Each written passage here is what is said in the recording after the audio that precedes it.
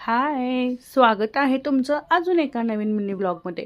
तर आज आपण एक छानशी रेसिपी बघणार आहोत. कोणतंही प्रिपरेशन न करता एकदम सोपी रेसिपी आहे.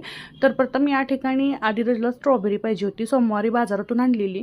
तर तो म्हटला मला स्ट्रॉबेरी दे. त्याला स्ट्रॉबेरी देऊयात आणि पुढची रेसिपी आपण बघूयात. तर खूप सोपी, कोणतंही प्रिपरेशन न करता एकदम सोप्या पद्धतीने दाखवलेली आहे.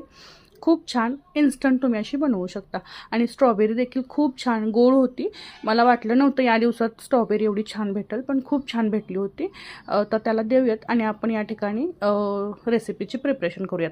तर हळद, मीठ, चटणी आणि थोडेसे चिली फ्लेक्स घेतलेले आहेत. आणि या ठिकाणी बघू शकता मी मेथी घेतलेली आहे. आणि कणिक तर मळलेलीच असते आपल्याकडे कायम. तर तुम्ही अशा पद्धतीने मस्त असा पराठा बनवू शकता. आदिराजला भूक लागली तर मी अशाच पद्धतीने, त्याला पराठे खूप आवडतात, तर वेगवेगळ्या फ्लेवरमध्ये त्याला बनवून देते. पनीर पराठा असेल, कधी तर बटाट्याचा देते, कधी तर पावभाजी मसाला असतो त्याचा. इवन तुम्ही ह्याचा कस्तुरी मेथीचं देखील अशा पद्धतीने बनवू शकता. खूप छान आणि एकदम टेस्टी लागतो.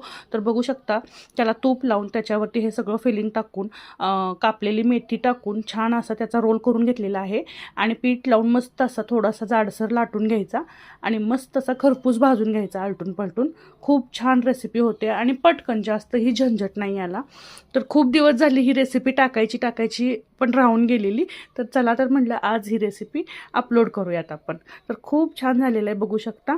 तर आजची ही रेसिपी आवडली असेल तर लाईक, शेअर आणि फॉलो करायला विसरू नका. भेटूयात अशाच नवीन आणि छानशा मिनी ब्लॉगमध्ये. तोपर्यंत बाय. आणि आपण आदिराजला आता पराठा देणार आहोत. बघूयात त्याची रिॲक्शन काय आहे. त्याला खूप पराठा आवडतो. कायम तो पराठे मागत असतो शाळेत देखील, पण शाळेत अलाव नाही त्यामुळे मी देत नाही, फक्त सॅटर्डेलाच देते. तर देऊयात आपण आदिराजला, बघूयात त्याची रिॲक्शन. बघू शकता त्याला खूप पराठा आवडतो. बघता क्षणी त्यानं लाईक केलेला आहे.